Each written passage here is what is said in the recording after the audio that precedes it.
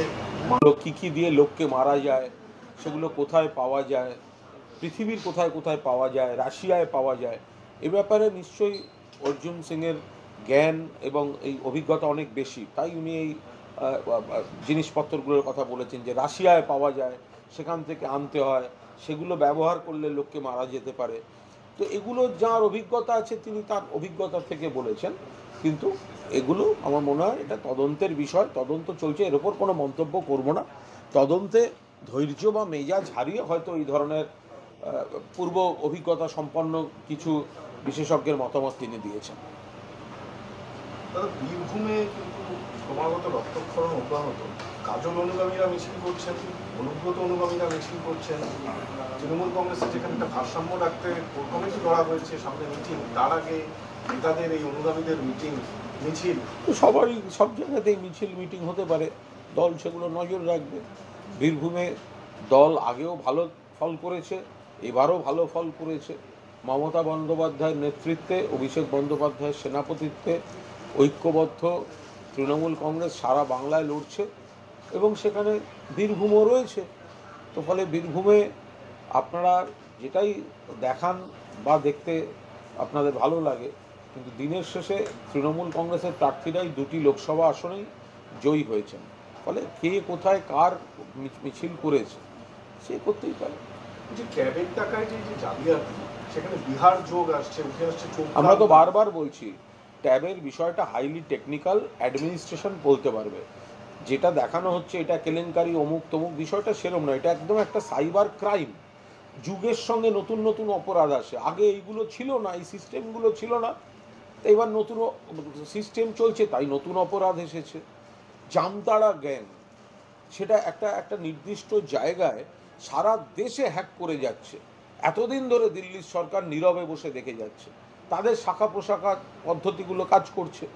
এটা cyber crime, এটার সঙ্গে কোনো একটা পরিকাঠামো বা সিস্টেমের করাপশন অমুক তমুক এগুলো বলার কোনো মানেই হয় না। অন্যায় ক্রাইম, এটা একটা ক্রাইম। একটা যুগের সঙ্গে যেমন এই এই এই নেট, ডিজিটাল দুনিয়া, আইটি, এর যেমন ডেভেলপমেন্ট হয়েছে, এর ফাঁক দিয়ে এই সাইবার ক্রাইম বলে শব্দটারও জন্ম হয়েছে। আজ থেকে 20 বছর আগে এই ধরনের বিষয়গুলোও ছিল না, ট্যাবও ছিল না।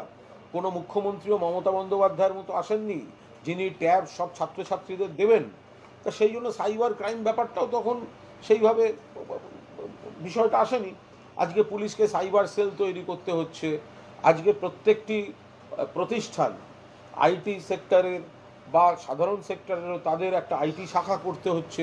তো ফলে এটা একটা ক্রাইম, সাইবার ক্রাইম, একটা চক্র চালাচ্ছে, পুলিশ তাদের ধরতে শুরু করেছে। যেটা সময়ের সঙ্গে, কালের সঙ্গে, তথ্য প্রযুক্তির সঙ্গে, উন্নয়নের সঙ্গে যে আমরা এগিয়ে যাচ্ছি, তার ফাঁকে এই বিপরীতমুখী যে অপরাধের একটা প্রবণতা, সাইবার ক্রাইম, এটা সারা পৃথিবীতে কাজ করছে। তো সেই জায়গাটা এসেছে। নিশ্চয়ই এ ব্যাপারে এটা হাইলি টেকনিক্যাল ব্যাপার, কনসার্নড অ্যাডমিনিস্ট্রেশন এই ডিটেলটা বলতে পারবেন। কিন্তু রাজনৈতিক যে সমালোচনা হচ্ছে সেটা ভিত্তিহীন। সিপিএমের কোনো জমানায় বা অন্য কাউকে তো ছাত্রছাত্রীদের এরকম ট্যাব দিতে হয়নি। এত লক্ষ ছাত্রছাত্রী একসঙ্গে সরকার থেকে পাচ্ছেন, এইসব ঘটনাগুলো ঘটেনি, তাই এই জিনিস আসেনি। তৃণমূল কংগ্রেসের কিছু কর্মী এর সঙ্গে জড়িত। একটা কথা হচ্ছে যে প্রধান শিক্ষক বা ডাটা এন্ট্রি অপারেটরদের ভূমিকা নজরে আসছে, এটা ঠিক মমতা বন্দ্যোপাধ্যায় তো ট্যাবের টাকা দিচ্ছেন, এই বিষয়ে একদম পরিষ্কার কথা হচ্ছে, যখন একটা কোনো নতুন একটা বিষয় আসে, একটা কোনো নতুন বিপদ আসে, একটা কোনো নতুন সমস্যা, যেমন একটা বিপুল সংখ্যক ছেলে মেয়ে ছাত্রছাত্রী ট্যাব পাচ্ছে, তার মধ্যে গুটি কয়েক জায়গায় এই হ্যাকিং করে সেই টাকা, যে টাকা পায়নি সেও জানে কিন্তু পাবে, তার পাওয়ার কথা, আজ না হলে কাল পাবে, কিন্তু মাঝখানে এই হ্যাক করে বা এইগুলো করে, এখন সেখানে কারা কিভাবে এই সুযোগ কাজে লাগিয়েছে, সাইবার ক্রাইমের এই ক্রাইমটা কারা করেছে সেগুলো পুলিশ দেখছে। এর টেকনিক্যাল বিষয়টা পুরোটা অ্যাডমিনিস্ট্রেশন দেখছে, অ্যাডমিনিস্ট্রেশন এর দিকটা বলতে পারবে, বিশেষজ্ঞরা বলতে পারবেন, আর অপরাধের দিকটা পুলিশ থামাচ্ছে। কিন্তু তার মানে এই নয়, মানে যে এই যে একটা এত বড় কাজ এই প্রথম হচ্ছে, মানে পশ্চিমবঙ্গে হচ্ছে মাননীয় মুখ্যমন্ত্রী মমতা বন্দ্যোপাধ্যায়ের নেতৃত্বে, যে এতগুলি ছেলে মেয়ে একেবারে গরিব ঘরের, প্রত্যন্ত এলাকার গরিব ঘরের ছেলে মেয়ে পড়ুয়া, যারা ট্যাব কেনাটা যাদের কাছে একটা মানে স্বপ্নের মতো বিষয় ছিল, তাদের সরকার দিচ্ছে। এখন এই পুরো দেয়ার ফাঁকে কোনো একটা চক্র এই কাণ্ডটা করেছে, এরা করে বাঁচতে পারবে না। এই সাইবার ক্রাইম ধরা পড়বে তো পড়ছে। ফলে এটা নিয়ে কেলেঙ্কারি বলার কোনো কারণ নেই। স্ক্যাম বলতে যেটা বোঝায় বিষয়টা সেটা নয়, এটা একটা সাইবার ক্রাইম। কারা এই ছিদ্রগুলোকে কাজে লাগাচ্ছে সেগুলো পুলিশ দেখছে। কয়েকজন তৃণমূল কংগ্রেসের নেতার নামও উঠে আসছে এই ট্যাব মানে কেলেঙ্কারি। প্রধান শিক্ষক সিস্টেমের ভেতরেই কিছু শস্যের মধ্যে বুঝতে হয়। একটা বড় সিস্টেম নতুনভাবে ইন্ট্রোডিউস হচ্ছে। সবাই যে ভালো, সবাই যে একেবারে নিখুঁতভাবে কাজ করছেন তা তো নয়। হয়তো যদি কোথাও কোনোভাবে কোনো কেউ এর মধ্যে থাকেন, কেউ অন্যায় কাজ করে থাকেন বা এই সাইবার ক্রাইমের সঙ্গে কোনোভাবে যুক্ত থাকেন, সেটা নিশ্চিতভাবে পুলিশ সেখানে দেখবে, কারণ তো ছাড় পাওয়ার বিষয় নেই। ফলে একটা বড় কাজ হচ্ছে, এত লক্ষ ছেলে মেয়েকে ট্যাব দিচ্ছে সরকার, সঠিক কাজ করছে। আবার এই কালের নিয়মে এই তথ্য প্রযুক্তির উন্নতির সুযোগেই কিন্তু এই সাইবার ক্রাইম শব্দটার জন্ম নিয়েছে। সারা পৃথিবীতে জন্ম নিয়েছে, সারা দেশে জন্ম নিয়েছে, এখানেও এসছে। জামতাড়া গ্যাং সারা ভারতকে কাঁপাচ্ছে বহুদিন ধরে। তো ফলে এখানে যে বা যারা করছে, তারা যে প্রফেশনে থাকুক, যে পদেই থাকুক, যদি তারা এই সাইবার ক্রাইমের মধ্যে যুক্ত থাকে তা তাদের এগেনস্টে ব্যবস্থা হবে।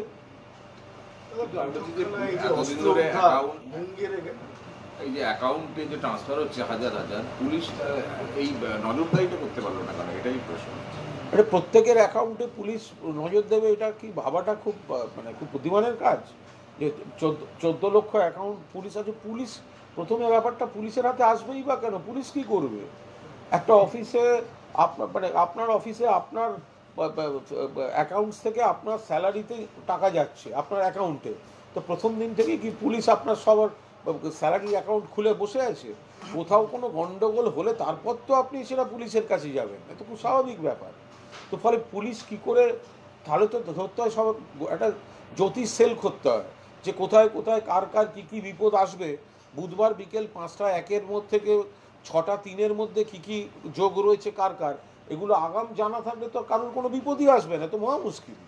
আমরা 2000 মুঙ্গের কলকাতা কানেকশন, এটা অনেকদিন জামতাড়া তো বারবার বলছি, জামতাড়া যদি আপনাদের পছন্দ না হয়, আপনারা যত দ্রুততার সঙ্গে পশ্চিমবঙ্গের কোনো খারাপ ঘটনা ঘটলে সেখানে 7টা ক্যামেরা পাঠান, একটা জামতাড়ায় পাঠান না। এই জামতাড়া জায়গাটায় পেশাদারি দক্ষতার সঙ্গে সারা দেশের সাইবার ক্রাইমের ঘাঁটি ওটা। আপনার আমার ব্যাংক অ্যাকাউন্ট থেকে আরম্ভ করে যার যা আছে, ফেসবুক অ্যাকাউন্ট অমুক, এটা হ্যাকিংয়ের একখানা ঘাঁটি। তো সেইখানে যে দুষ্কৃতীরা চালিয়ে যাচ্ছে দিনের পর দিন, সেটা তো পশ্চিমবঙ্গে নয়, তো তাদেরই শাখা প্রশাখা বিভিন্ন রাজ্যে ইনফ্লুয়েন্স করে ঢুকিয়ে দিচ্ছে। এই জামতাড়া গ্যাংটাকে ধরা হোক। সারা পৃথিবীর সবাই জানে জামতাড়া গ্যাং আন্তর্জাতিক ক্ষেত্রে কাজ করে, সেটা ভারতে অবস্থিত, তো কেউ কিছু করছে না। তো সেই জামতাড়া গ্যাংয়ের প্রভাবে যদি কয়েকজন প্রভাবিত হয়ে এই ক্রাইমের সঙ্গে যুক্ত হয়ে যায়, সেগুলো পুলিশ নিশ্চিতভাবে দেখবে, বার করবে। 2024-এর ইলেকশনের পর থেকে দেখছি যে ইলেকশনের কমিশনের বিরুদ্ধে সুপ্রিম কোর্ট তাতেও সন্তুষ্ট নয়, মানুষের সঙ্গে যোগাযোগ নেই, বাংলার বন্ধু নয়, বাংলার মানুষ তাদের শত্রু ভাবেন, তাদের বিশ্বাসযোগ্যতা আস্থা তাদের প্রতি নেই। তো সেই কারণেই প্রত্যেকটা অথরিটিকেই তাদের বলতে হয় প্রথমে এদের মানি, তারপরে বলতে হয় মানি না। আসল ফাঁকটা তো হচ্ছে ওই বেলটায় সারা ভারতবর্ষের পুলিশ যাচ্ছে, এটা বাংলা মুঙ্গের বলে ভাবার কোনো কারণ নেই। মানে এই অস্ত্র এভাবে অবাধ, এক সময় বলা হতো যে এটা একটা অস্ত্র, অস্ত্রের ব্যাপারে বলছি যে অস্ত্র, তাহলে মুঙ্গের যদি বিভিন্ন জায়গায় অস্ত্র সমাজ বিরোধীদের পাঠিয়ে দেয়, তো পুলিশ তো ধরতে যাবেই, তো স্বাভাবিক ব্যাপার, পুলিশের নজরে তো আসবেই। কোন কালে আসেনি? একটা সময় চম্বলের দস্যুরানী ফুলন দেবী আর বম্বের হাজি মস্তান, তাদের সরবরাহ, মানে ফুলন দেবীর বন্দুকের বুলেট বাংলা থেকে এদিক থেকে সাপ্লাই হয়ে এসছে। তো আপনার কোথায় চম্বলের ডাকাতদের বুলেটও বাংলা থেকে গেছে, তার রেকর্ড আছে।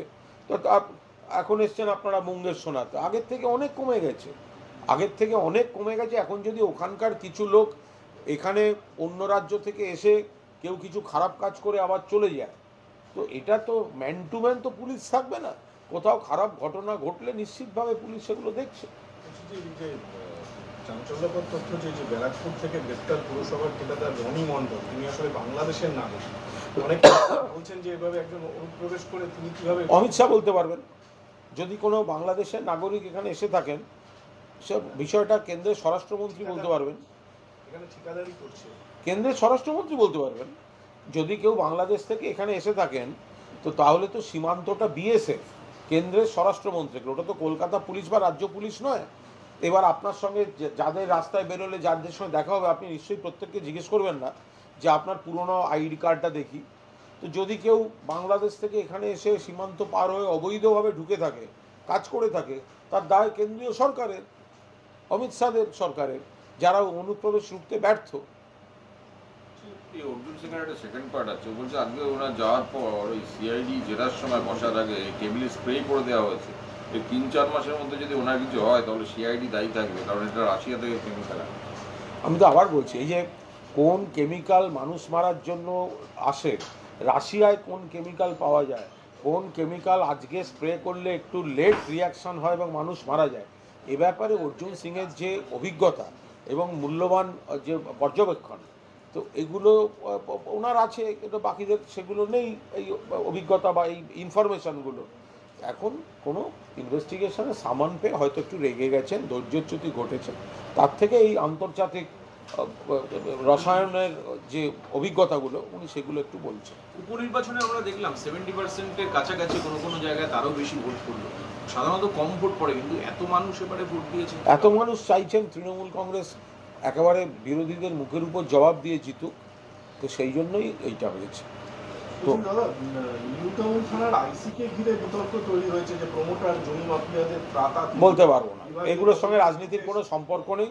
কোন এলাকায় কোন পাড়ায় কি হচ্ছে এটার সঙ্গে রাজনৈতিক বক্তব্যের কোনো সম্পর্ক নেই। যত কাণ্ড আর্জি করে গাছ কাটা নিয়ে বিতর্কের মধ্যে ভেঙে পড়লো ওটির ছাদ, খুব বলা মুশকিল। এটার সঙ্গে আজ যাই হোক রাজনীতির কোনো কোনো কোনো সম্পর্ক নেই।